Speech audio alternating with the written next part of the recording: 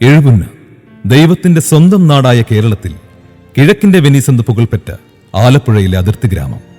വെള്ളിക്കൊലുസിട്ട പോലെ ഇഴപിരിഞ്ഞൊഴുങ്ങുന്ന വേമ്പനാട്ടുകായൽ മനോഹരമായ ഈ നാടിനെ സവിശേഷതകൾ നിറഞ്ഞൊരു ഭൂപ്രദേശമാക്കുന്നു. ലഭ്യമായ ചരിത്രരേഖകൾ അനുസരിച്ച് പുരാതനമായൊരു പാരമ്പര്യം എഴുപുന്നയ്ക്ക് സ്വന്തമായുണ്ട്.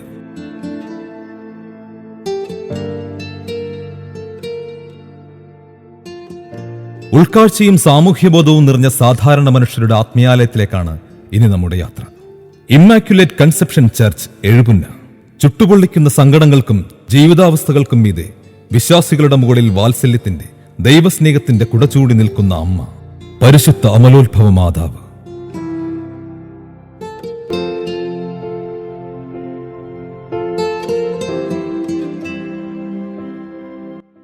സദാ പുഞ്ചിരി തൂകിക്കൊണ്ട് ഭക്തന്റെ ആകുലതകൾക്ക് മേൽ പെയ്തിറങ്ങുന്ന മാതൃസ്നേഹമാണ് മാതാവ്. ഇവിടെ ഈ ദേവാലയമുറ്റത്തെ മണലിൽ പാദമൂന്നുമ്പോൾ തന്നെ നാം നമ്മുടെ സങ്കടങ്ങളിൽ നിന്ന് വിമോചിതരാവുന്നു. വിശ്വാസത്തിന്റെ ജപമണികൾ താണ്ടി പിതാവായ ദൈവത്തിന്റെ തിരുസന്നിധിയിലേക്ക് തന്റെ പുത്രനിലൂടെ വഴികാട്ടുന്നു സ്നേഹനിധിയായ ഈ അമ്മ. അമലോത്ഭവമാതാ ദേവാലയം എഴുപുന്നയുടെ മാത്രമല്ല, സമീപദേശത്തുള്ള വിശ്വാസികളുടെ കൂടി ഒരു തീർത്ഥാടന ലക്ഷ്യമാണ്. വളരെ പുരാതനവും ധന്യവുമായൊരു ചരിത്രം എഴുപുന്ന അമലോത്ഭവമാതാ ദേവാലയത്തിന് അവകാശപ്പെടുവാനുണ്ട്. മാതാവിന്റെ തിരുസ്വരൂപം ലഭിച്ചതുമായി ബന്ധപ്പെട്ടും നിരവധി ഐതിഹ്യങ്ങളും ചരിത്ര കഥകളും നിലനിൽക്കുന്നു. ഇനി എഴുതപ്പെട്ട ചരിത്ര പുസ്തകങ്ങളിൽ എഴുപുന്ന അമലോത്ഭവ മാതാവിന്റെ ദേവാലയ ചരിത്രം എപ്രകാരമാണെന്ന് നോക്കാം. പോർച്ചുഗലും കേരളവും തമ്മിൽ കടലിലൂടെ വാണിജ്യപാത നിലവിൽ വന്നതിന് ശേഷം നിരവധി പായ്ക്കപ്പലുകൾ ആ രാജ്യത്ത് നിന്നും കേരള തീരത്തെത്തി.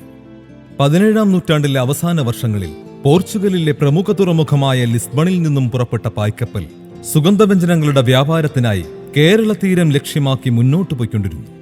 കേരളത്തിന്റെ തീരത്തടുക്കുന്നതിന് മൈലുകൾക്കകലെ വെച്ച് വലിയ കൊടുങ്കാറ്റുണ്ടായി. കപ്പൽ ആടിയുലഞ്ഞു. നാവികർ കപ്പിത്താന്റെ നിർദ്ദേശമനുസരിച്ച് കപ്പൽ നിയന്ത്രണ വിധേയമാക്കുന്നതിന് കിണഞ്ഞു പരിശ്രമിച്ചുകൊണ്ടിരുന്നു. ഒടുവിൽ ഗത്യന്തരമില്ലാതെ ജീവൻ രക്ഷിക്കുവാൻ കപ്പിത്താനും നാവികർക്കും കപ്പലുപേക്ഷിച്ച് കയ്യിൽ കിട്ടിയതുമായി കരയിലേക്ക് നീന്തി രക്ഷപ്പെടേണ്ടി വന്നു. തുഴഞ്ഞവശരായി തീരമെടുക്കുമ്പോഴേക്കും അവരെല്ലാവരും തന്നെ ബോധശൂന്യരായി. പിറ്റേന്ന് പ്രഭാതത്തിൽ വഞ്ചി ഇറക്കാൻ കടൽ തീരത്തെത്തിയ മുക്കുവരാണ് ആ കാഴ്ച കണ്ടത്. മണലിൽ അങ്ങിങ്ങായി കിടക്കുന്ന നാവികർ. മാതാവിന്റെ തിരുസ്വരൂപം നെഞ്ചോട് ചേർത്ത് ബോധശൂന്യനായി കിടക്കുന്ന കപ്പിത്താൻ. നാട്ടുകാർ ഒരുമിച്ചു കൂടുകയും കപ്പിത്താനെയും നാവികരെയും രക്ഷപ്പെടുത്തുകയും ചെയ്തു. അവർക്കാവശ്യമായ പ്രാഥമിക ശുശ്രൂഷകൾ നൽകി, ആഹാരം നൽകി ഇന്നാട്ടുകാർ അവരെ അത്ഭുതകരമായി രക്ഷപ്പെടുത്തി. തങ്ങൾക്ക് കിട്ടിയ ആതിഥ്യത്തിനും സ്നേഹത്തിനും പ്രത്യുപകാരമെന്നോണം അവർ നാട്ടുപ്രമാണിക്ക് തങ്ങളുടെ കൈവശമുണ്ടായിരുന്ന ഏറ്റവും വിലപിടിച്ചതും അമൂല്യവുമായ ഒരു സമ്മാനം നൽകി.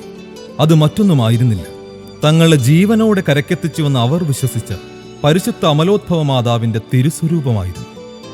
നമ്മുടെ പൂർവികർ അമലോത്ഭവ മാതാവിന്റെ തിരുസ്വരൂപം ഹൃദയപൂർവ്വം ഏറ്റുവാങ്ങുകയും തങ്ങളുടെ നെയ്ത്തുപുരയിൽ വെച്ച് വണക്കമാസ പ്രാർത്ഥനകൾ നടത്തി വണങ്ങുകയും ചെയ്തു പോന്നു. പിന്നീട് പുതിയ ദേവാലയം പൂർത്തീകരിച്ചപ്പോൾ പള്ളിയിലേക്ക് നൽകിയത് ഈ തിരുസ്വരൂപമാണെന്ന് വിശ്വസിക്കപ്പെടുന്നു. ഇതേ നിർമ്മാണ രീതിയിൽ തീർക്കപ്പെട്ടതും നാവികരിൽ നിന്നും ലഭിച്ചതുമായ പള്ളിപ്പുറത്തെ മാതാവിന്റെ തിരുസ്വരൂപവുമായുള്ള സാമ്യം ഈ ഐതിഹ്യത്തിന് ചരിത്രപരമായ പിൻബലം നൽകുന്നുണ്ട്. മാതാവിന്റെ തിരുസ്വരൂപം ലഭിച്ചതുമായി ബന്ധപ്പെട്ട് മറ്റൊരു ഐതിഹ്യം ഇങ്ങനെയാണ്. പുതിയ ദേവാലയത്തിലേക്കായി മാതാവിന്റെ തിരുസ്വരൂപം നിർമ്മിക്കുന്നതിന് ചുമതലപ്പെടുത്തിയിരുന്നത് പശ്ചിമ കൊച്ചിയിലെ നിർമ്മാണ രംഗത്ത് പുകൾപ്പെട്ട ഒരു കുടുംബത്തെയായിരുന്നു. തിരുസ്വരൂപ നിർമ്മാണം പൂർത്തിയായി എന്ന അറിയിപ്പ് ലഭിച്ചതിനെ തുടർന്ന് ഇടവക ചുമതലപ്പെടുത്തിയ രണ്ടുപേർ തിരുസ്വരൂപം ഏറ്റുവാങ്ങി പള്ളിയിലെത്തിക്കുന്നതിനായി ശില്പനിർമ്മാണശാലയിലേക്ക് പുറപ്പെട്ടു. അവർ ശില്പിയിൽ നിന്നും മാതാവിന്റെ തിരുസ്വരൂപം വണക്കത്തോടെ ഏറ്റുവാങ്ങി. ചിത്രപ്പണികളോടുകൂടിയ മരത്തിന്റെ ഒരു പെട്ടിയിലാണ് മാതാവിന്റെ തിരുസ്വരൂപം ഉള്ളടക്കം ചെയ്തിരുന്നത്. തിരുസ്വരൂപം പേറുന്ന പെട്ടിയുമായി അവർ ഒരു കെട്ടുവള്ളത്തിൽ യാത്ര തുടർന്നു. കൊച്ചിയിൽ നിന്നും തിരുവിതാംകൂറിലേക്ക് വേമ്പനാട്ട് കായലിലൂടെയുള്ള മനോഹരമായ വഞ്ചിയാത്ര. വഞ്ചി കൊച്ചി രാജ്യത്തിന്റെ അതിർത്തി പിന്നിട്ടപ്പോൾ കരയിൽ നിന്നും തിരുവിതാംകൂർ രാജ്യത്തിന്റെ പോലീസുകാർ വഞ്ചി കരക്കടുപ്പിക്കാൻ ആവശ്യപ്പെട്ടു. തിരുവിതാംകൂർ രാജ്യത്തിന്റെ ചെക്ക് പോസ്റ്റ് അഥവാ ചൗക്ക അവിടെയായിരുന്നു. പതിവ് പരിശോധനയ്ക്കിടെ പെട്ടിയിൽ എന്താണെന്ന് തുറന്നു കാണിക്കുവാൻ പോലീസുകാർ ധിക്കാരത്തോടെ ഇടവക പ്രതിനിധികളോട് ആവശ്യപ്പെട്ടു. പെട്ടി തുറന്നപ്പോൾ പോലീസുകാർ കണ്ടത് ചൈതന്യം സ്ഫുരിക്കുന്ന മാതാവിന്റെ തിരുമുഖമാണ്. സ്തംഭിച്ചു നിശ്ചലരായി പോയ തിരുവിതാംകൂർ പോലീസ് പിന്നീട് മാതാവിന്റെ തിരുസ്വരൂപം വണങ്ങുകയും അവരുടെ കയ്യിലുണ്ടായിരുന്ന പണം പെട്ടിയിലേക്ക് നിക്ഷേപിക്കുകയും ചെയ്തു. അതാണ് അമലോദ്ഭവ മാതാവിന് ലഭിച്ച ആദ്യത്തെ കാണിക്ക. പരിശുദ്ധ അമലോദ്ഭവ മാതാവിന്റെ തിരുസ്വരൂപം അങ്ങനെ പള്ളിയിലേക്ക് എത്തുകയും കാത്തുനിന്നിരുന്ന വിശ്വാസി സമൂഹം അത്യാദരവോടെയും ആഹ്ലാദത്തോടെയും മാതാവിനെ എതിരേൽക്കുകയും ചെയ്തു. പോർച്ചുഗീസ് മിഷണറിമാരുടെ ശ്രമഫലമായി കേരളത്തിന്റെ തീരപ്രദേശങ്ങളിൽ ലത്തീൻ സഭയുടെ ഉത്ഭവവും വളർച്ചയുമുണ്ടായി. ക്രിസ്തുമതത്തിന് പോർച്ചുഗീസുകാരുടെ വരവോടെ വളർച്ചയേറി. അനുഷ്ഠാന നിബദ്ധമായ പൗരസ്ത്യ സഭകളിൽ നിന്നും വ്യത്യസ്തമായി മണ്ണിനോട് ചേർന്നു നിൽക്കുന്ന വിശ്വാസ രീതികളുമായി ലത്തീൻ സഭ വളർത്തുന്നതിൽ പോർച്ചുഗീസ് മിഷണറിമാർ വലിയ പങ്കുവഹിച്ചു.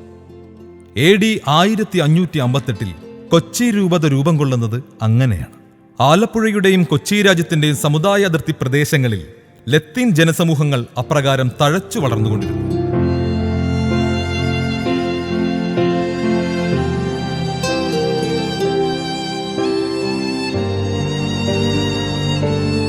പോർച്ചുഗീസ് ഡച്ച് വാസ്തുശില്പ രീതിയിൽ നിർമ്മിതമായ നിരവധി ക്രിസ്തീയ ദേവാലയങ്ങൾ അങ്ങനെ ഈ തീരപ്രദേശങ്ങളിൽ ഉയർന്നു വന്നു. പണ്ട് പഴങ്ങാട് പള്ളിയായിരുന്നു എഴുപുന്ന ഉൾപ്പെട്ടുവരുന്ന ഭൂഭാഗത്തിന്റെ ഇടവക. നമ്മുടെ പൂർവികർക്ക് ദിവ്യബലി പള്ളിയിലെത്തിക്കുന്നതിന് നാട്ടുവഴികളും പുഴയും താണ്ടണമായിരുന്നു. ചെറുവള്ളങ്ങളിലായി കുടുംബങ്ങൾ ഞായറാഴ്ചകളിൽ പുഴ കടക്കുന്നത് ഇന്ന് ജീവിച്ചിരിക്കുന്ന വിശ്വാസികളുടെ ഓർമ്മകളിൽ പോലും ഉണ്ടാവണമെന്നില്ല. വിശ്വാസത്തിനായി വില കൊടുത്തിരുന്ന പൂർവികരുടെ പിൻതലമുറയാണ് നാം എന്നതിൽ നമുക്ക് അഭിമാനിക്കാം. പ്രതികൂല കാലാവസ്ഥകളെ നിസ്സാരമാക്കി എങ്ങനെയും ദിവ്യബലിക്കായി ഒത്തുചേർന്നിരുന്ന വിശ്വാസ സമൂഹത്തിന് അവരുടെ മണ്ണിൽ ഒരു ഇടവക ദേവാലയം ഉണ്ടാകണമെന്ന സ്വപ്നമുണ്ടായി. അതിനു ചിന്ത വിരിച്ച് അന്നുണ്ടായിരുന്ന അഭിവന്ദ്യ പുരോഹിതർ ആത്മീയ നേതൃത്വം നൽകി. ക്ലേശങ്ങൾ മറന്ന് വീട്ടുപുരയിടം മുതൽ പിടിയരി നേർച്ച വരെ നീളുന്ന സംഭാവനകൾ. എല്ലാവർക്കും ഒരു മനസ്സായിരുന്നു. അമ്മയോട് അതിരറ്റ ഭക്തിയായിരുന്നു. അങ്ങനെ ഈ മണ്ണിൽ ഏവരും ഒരുമിച്ച് ഒരു ആത്മീയാലയം പണിതുയർത്തി. അതിനുള്ളിൽ എല്ലാവർക്കും അഭയകേന്ദ്രമായി പ്രോജ്വലിക്കുന്ന ആത്മീയ പ്രകാശം പരിശുദ്ധ അമലോദ്ഭവ മാതാവ്. 1929 ഇന്ന് നാം കാണുന്ന അമലോദ്ഭവ മാതാവിന്റെ പേരിലുള്ള ആദ്യത്തെ പള്ളി. Immaculate conception of virgin Mary എന്ന പേരിൽ പ്രസ്തുത ദേവാലയം സ്ഥാപിക്കപ്പെട്ടത് അന്ന് പഴങ്ങാട് സെന്റ് ജോർജ് പള്ളി വികാരിയായിരുന്ന ഫാദർ ജേക്കബ് ഡി റൊസാരിയോ അച്ഛന്റെ അക്ഷീണമായ ശ്രമഫലമായാണ്. അന്ന് കൊച്ചി മെത്രാനായിരുന്ന ജോസ് ബെൻഡോ മാർട്ടിൻ പിതാവിന്റെ അനുഗ്രഹാശിസുകളും പുതിയ ദേവാലയത്തിന്റെ പിറവിക്ക് പിന്നിലുണ്ടായിരുന്നു. വാടക്കകത്ത് പ്രദേശത്ത് താൽക്കാലികമായി കെട്ടിയുയർത്തിയ ഒരു കുരിശുപള്ളിയായിരുന്നു പ്രാഥമികമായി അമലോത്ഭവമാതാ പള്ളി. ദാരിദ്ര്യവും ജീവിതക്ലേശങ്ങളും ഞെരുക്കിയ സാഹചര്യങ്ങളെ വിശ്വാസത്തിന്റെ പരിച കൊണ്ട് തടുത്ത് പിടിയരിയും നാണയത്തുട്ടുകളും ശേഖരിച്ച് സംഭരിച്ച് വിശ്വാസത്തിന്റെ കൊടി വിണ്ണിലുയർത്താൻ ഇച്ഛാശക്തി പുലർത്തിയ പൂർവികരുടെ സ്വപ്ന സാക്ഷാത്കാരമായിരുന്നു അമലോത്ഭവ മാതാവിന്റെ പേരിൽ നിർമ്മിക്കപ്പെട്ട ഈ ദേവാലയം. താൽക്കാലിക കുരിശുപള്ളിയിൽ നിന്ന് കെട്ടുറപ്പുള്ളൊരു ദേവാലയ നിർമ്മിതിക്കായുള്ള പ്രയാണം ആരംഭിക്കുന്നത് പഴങ്ങാട് പള്ളി വികാരിയായിരുന്ന ഫാദർ മാനുവൽ അറക്കലിന്റെ നേതൃത്വത്തിലായിരുന്നു. ഫാദർ ഇഗ്നേഷ്യസ് കവലക്കലിന്റെ കാലം മുതൽ പുതിയ ദേവാലയ നിർമ്മിതിക്കുള്ള ഫണ്ട് സ്വരൂപണം ആരംഭിച്ചുവെങ്കിലും ദേവാലയ നിർമ്മിതിക്കായി പൂർണ്ണാർപ്പണത്തോടെ നിലകൊണ്ടത് ഫാദർ ജോൺ മണക്കാടനായിരുന്നു. പുതിയ ദേവാലയത്തിനായി ജോൺ അച്ഛൻ ഇറങ്ങിത്തിരിക്കുക തന്നെ ചെയ്തു. 1973 ഫാദർ വിക്ടർ മാരാപ്പറമ്പിലിന്റെ കാലത്താണ് ദേവാലയ നിർമ്മിതി പൂർണ്ണമായത്. എൻ്റെ പേര് വിക്ടർ ജെ മാരാപ്പറമ്പിൽ. 1972 ആണ് എഴുപുന്ന അമലോത്ഭവ മാതാ പള്ളിയിൽ ചാപ്ലിനായിട്ട് പ്രവർത്തനം ആരംഭിച്ചത്. അന്ന് ഈ പള്ളി പണി പൂർത്തിയായിട്ടില്ലായിരുന്നു. അതെൻ്റെ സമയത്താണ് പൂർത്തിയാക്കുവാനായിട്ട് കഴിഞ്ഞത്. 1977 ഡിസംബർ 8 എഴുപുന്ന അമലോത്ഭവ മാതാ പള്ളി കൊച്ചി രൂപതയിലെ ഒരു പുതിയ ഇടവകയായി കൊച്ചി മെത്രാൻ അഭിവന്ദ്യ ജോസഫ് കുരീത്തറ പിതാവ് പ്രഖ്യാപിച്ചു. ഫാദർ സേവ്യർ പാലക്കനായിരുന്നു പുതുതായി രൂപം കൊണ്ട അമലോത്ഭവ മാതാ ഇടവകയുടെ പ്രഥമ വികാരി. ഞാൻ ഫാദർ സേവ്യർ പാലക്കൽ. എൻ്റെ ആദ്യത്തെ ഇടവക എഴുപുന്ന ഇമാക്കുലേറ്റ് കൺസെപ്ഷൻ പള്ളി എന്ന നിലയിൽ ഈ ഇടവകയായിട്ട് ഞാൻ വളരെയധികം ബന്ധപ്പെട്ടിരിക്കുകയാണ്. 1977 ഡിസംബർ 8 അഭിവന്യ കുര്യത്ര മെത്രാൻ ഈ ഇടവകയെ ഈ പള്ളിയെ ഒരു ഇടവകയായിട്ട് പ്രഖ്യാപിക്കുകയും എന്നെ ആദ്യത്തെ ഇടവക വികാരിയായി നിയമിക്കുകയും ചെയ്തു. അവിടുത്തെ പാവപ്പെട്ട ജനങ്ങൾക്ക് പഠിക്കുവാനായിട്ടുള്ള ബെഞ്ചോ ഡെസ്കോ കസേരയോ ഒന്നും ഒരു വീടുകളിലും ഇല്ലായിരുന്നു. അതുകൊണ്ട് ഞാൻ 5 രൂപ വെച്ചൊക്കെ ശേഖരിച്ചിട്ട് 20 രൂപയ്ക്ക് ഒരു മേശയും ഒരു കസേരയും കൊടുക്കാൻ എനിക്ക് കഴിഞ്ഞു. അങ്ങനെ ധാരാളം കുട്ടികൾക്ക് പഠിക്കാനുള്ള പഠന സൗകര്യങ്ങളൊക്കെ ചെയ്യാനായിട്ട് സാധിച്ചു. ധന്യാത്മാക്കളായ നിരവധി ആത്മീയ ഗുരുക്കന്മാരുടെ ശുശ്രൂഷകൾ ലഭിക്കുവാൻ എഴുപുന്ന അമലോത്ഭവമാതാ ഇടവകാംഗങ്ങൾക്ക് ഭാഗ്യമുണ്ടായിട്ടുണ്ട്. പ്രാർത്ഥനയും പ്രവൃത്തിയും നിയോഗങ്ങളാക്കി നിസ്വാർത്ഥ സേവനത്തിന്റെ ഉദാത്ത മാതൃകകൾ ചരിത്രത്തിന് നേദിച്ച നമ്മുടെ വന്ദ്യരായ പുരോഹിത ശ്രേഷ്ഠരുടെ ഗുരുവചസ്സുകളിലൂടെ. എൻ്റെ പേര് ഫാദർ ആൻഡ്രൂസ് കാട്ടിപ്പറമ്പിൽ. 1988 മുതൽ 2003 വരെ എഴുപിന്ന അമലോത്ഭവമാതാ ഇടവകയുടെ വികാരി സേവനമനുഷ്ഠിച്ചു. രണ്ടാമത്തെ അജപാന ശുശ്രൂഷ രംഗമായിരുന്നു എഴുപിന്ന അമലോത്ഭവമാതാ പള്ളി. അവിടെ ഏറ്റവും ഇഷ്ടപ്പെട്ട ജനങ്ങളുടെ ആത്മീയതയും അതോടൊപ്പം ലളിതമാർന്ന ജീവിതശൈലിയുമാണ്. അവിടെ 15 കുടുംബങ്ങളുണ്ടായിരുന്നു. കുടുംബയൂണിറ്റ് പ്രവർത്തനങ്ങളെ ശക്തിപ്പെടുത്താനായിരുന്നു ഞാൻ ഏറ്റവും അധികം പ്രാധാന്യം കൊടുത്തത്. ഈ 15 യൂണിറ്റുകൾ പ്രവർത്തിക്കുന്ന വഴിയായിട്ട് എല്ലാവരെയും പരസ്പരം അറിയുവാനും വിശ്വാസികളെ ദൈവത്തോട് കൂടുതൽ അടുപ്പിക്കുവാനും സാധിച്ചു.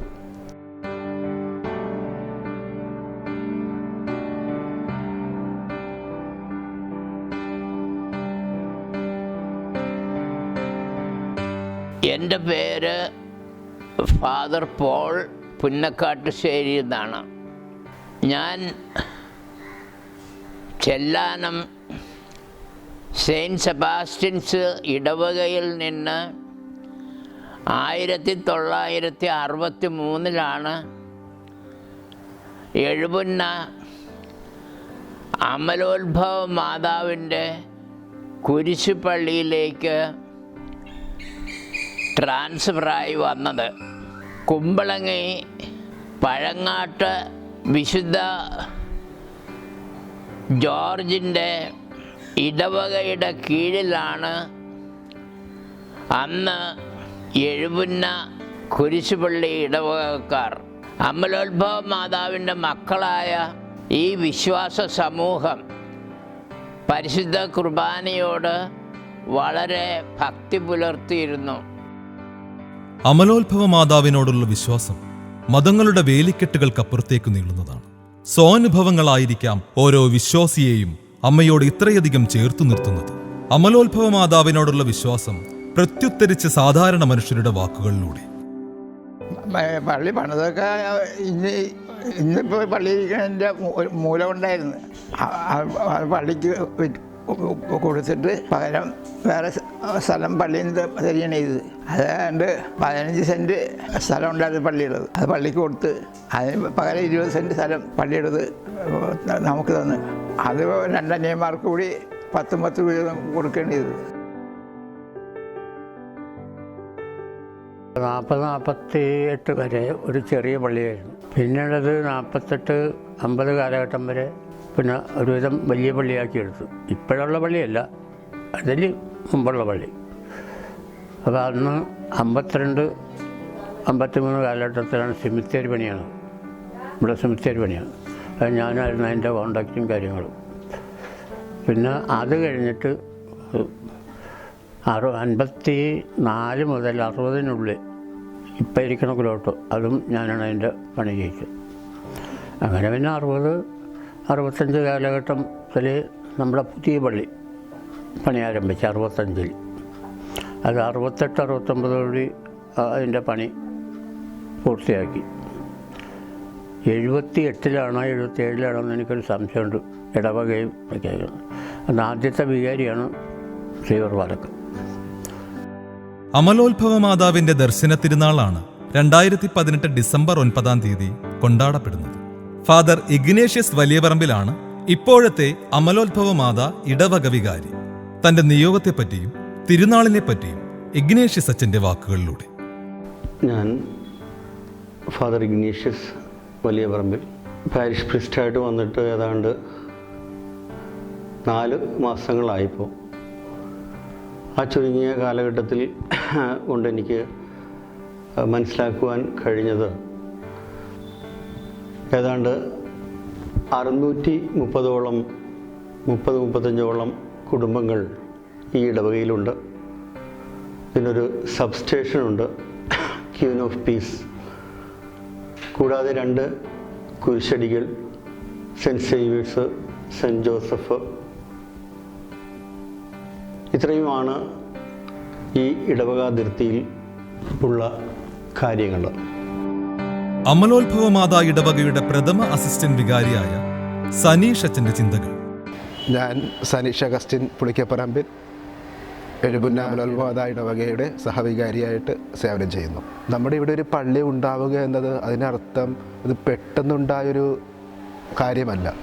നമ്മുടെയൊക്കെ പൂർവികരുടെ ഒത്തിരി വളരെ വലിയ ആഗ്രഹവും സ്വപ്നവും അധ്വാനമൊക്കെ കൂടിച്ചേർന്നാണ് ഇപ്പോൾ ഇങ്ങനൊരു പള്ളി നമ്മുടെ ദേശത്തുള്ളത്. എഴുപുനയിലുള്ള മറ്റേത് പള്ളിയേക്കാളും കൂടുതൽ വിസ്തീർണവും ഏറ്റവും മികച്ച ബൗണ്ടറിയോടെ, അതിർത്തിയോടെ ഏറ്റവും കൂടുതൽ എഴുപുന്ന പകുതിയോളം നീണ്ടുകിടക്കുന്ന ഇടവകയാണ് നമ്മുടെ ഈ എഴുപുന്ന ഈ അമലോത്ഭവ മാതാ ഇടവക. പലപ്പോഴും എത്രമാത്രം ഈ മാതാവ് നമ്മളെ ശക്തിപ്പെടുത്തുന്നതെന്ന് ഞാൻ കണ്ടറിഞ്ഞിട്ടുള്ള കാര്യമാണ്. എന്നെ സംബന്ധിച്ച് ഞാനിപ്പോൾ ഏറ്റവും കൂടുതൽ സേവനം ചെയ്യുന്നത് ഈ പള്ളിയിലാണ്. വിശ്വാസികളുടെ മനസ്സിൽ ആത്മസന്തോഷങ്ങളുടെ പൂമഴ പെയ്യുന്ന മാസമാണ് ഡിസംബർ. ഉണ്ണിയേശുവിനെ എതിരേൽക്കുവാൻ മഞ്ഞണിഞ്ഞു നിൽക്കുന്ന ഡിസംബറിന്റെ ആദ്യ ആഴ്ചയിൽ എഴുപുന്നയെ സംബന്ധിച്ച് മറ്റൊരു മഹോത്സവത്തിന്റെ കൊടിയേറും. പരിശുദ്ധ അമലോത്ഭവ മാതാവിന്റെ ദർശന തിരുനാൾ. പ്രതീക്ഷകളും പ്രാർത്ഥനയുമായി കാത്തിരിക്കുന്ന വിശ്വാസ സമൂഹത്തിന്റെ നടുവിലേക്ക് അനുഗ്രഹങ്ങളുടെ, വാത്സല്യത്തിന്റെ മാതൃസ്പർശമായി ഇറങ്ങി വരുന്ന അമലോത്ഭവ മാതാവ്, നമ്മുടെ അമ്മ. ഈ പള്ളിയിലെ ചരിത്രം പറഞ്ഞാൽ ഞാനിവിടുത്തെ വളരെ ഭക്തനായിരുന്നു. എൻ്റെ മക്കൾ വളർന്നു. എനിക്ക് 6 മക്കളായി. 6 മക്കളിൽ 3ാമത്തെ മകൻ വൈദികനായി, 2ാമത്തെ മകൾ സിസ്റ്റർ ആയി. ഇന്ന് അവരുടെ സേവനം നടന്നുകൊണ്ടിരിക്കുന്നു. ഇന്ന് ചിന്തിച്ചു നോക്കിയാൽ ഞാൻ ഈ പള്ളിയുടെ ഭക്തിമയത്തിൽ നിന്നും മാതാവിൻ്റെ അനുഗ്രഹത്തിൽ നിന്നും എൻ്റെ പുരോഗതി, എൻ്റെ കുടുംബവും എൻ്റെ എല്ലാം വളരെ പുരോഗതിയിൽ ഇന്ന് ഉയർന്ന് കാണാനിടയായി. ഇത്രയൊക്കെയാണ് എനിക്ക്.